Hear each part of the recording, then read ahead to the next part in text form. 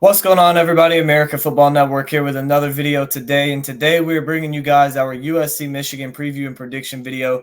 But before we get started, make sure you guys like and subscribe. Help me reach that goal of 2,200 subscribers by the end of September. Make sure you guys check out the description for links to our shop, which you see right here on the screen, our podcast, our website, our Patreon page, and our College Football Roundup channel. So check all that stuff out. Head over to the shop, get you some cool merch, and help support the show.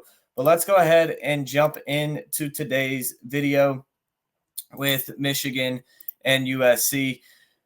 You look at this game, both these teams, they've been pretty successful, I would say, in the past. For both of them, both programs have been pretty successful in the past, especially Michigan. USC could be a little questionable, especially with how last year went, but for the most part, they've both been successful in the last few years. USC comes into this one 2-0 on the season, had a nice win week one against LSU, one of the best games of week one.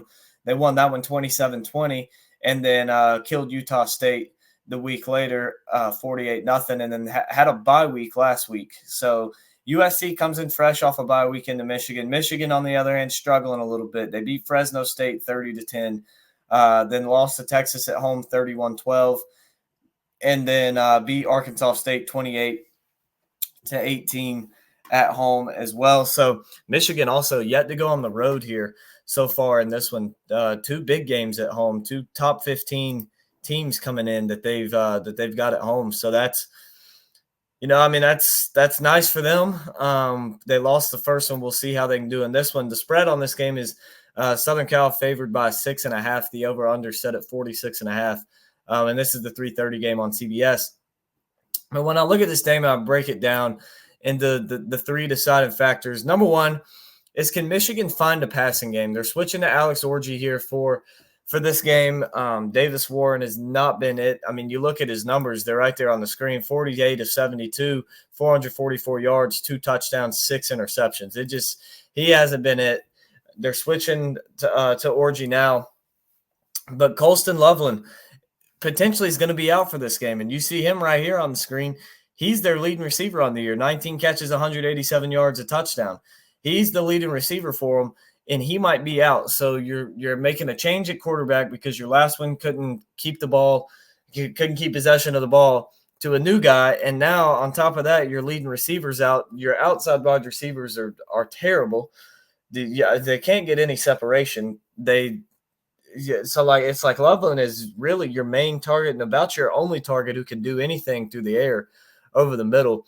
It's rough for Michigan. It's rough for Michigan, and I don't know if they're going to be able to find a pass game or not. I think the move to bring Orji in is kind of a realization that, hey, our receivers suck. Davis Warren can't hit. He couldn't hit water if he fell out of a boat.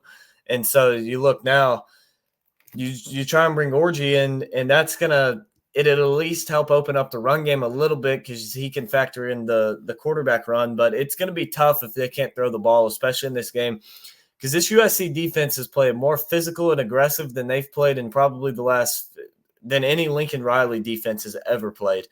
This defense looks great so far in this one. They're going to be flying around. Michigan is not just going to be able to run the ball and out physical them the entire game.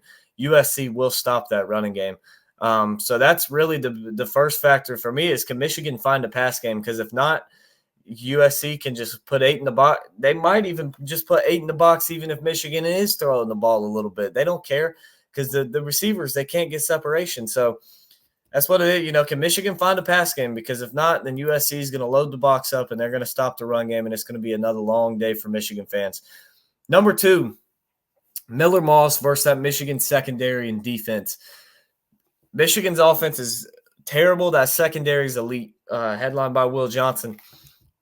I'm interested to see how these USC receivers and Miller Moss play against this team, because this is a part of the game that could really swing the other way. If Michigan can't pass the ball, but USC can't either, then this starts to lean in favor of Michigan a little bit more.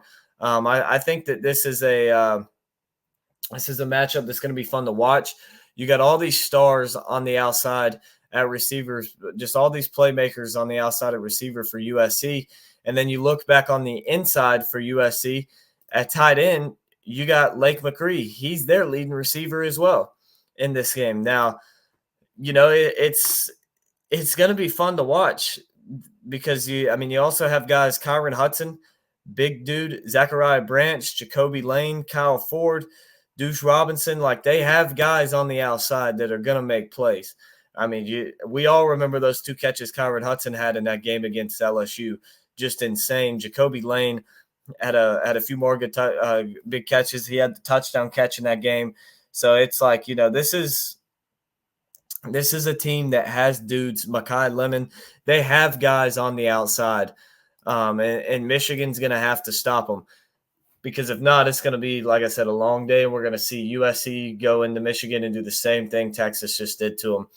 Number 3 for me is turnovers. This could be a huge part in this game. I mean, it's already a huge part in every game that's played, but especially in this one, when you look, USC has turned the ball over 1 time offensively this season. They had 1 fumble. They hadn't thrown a pick, and their turnover margins +1. They've created 2.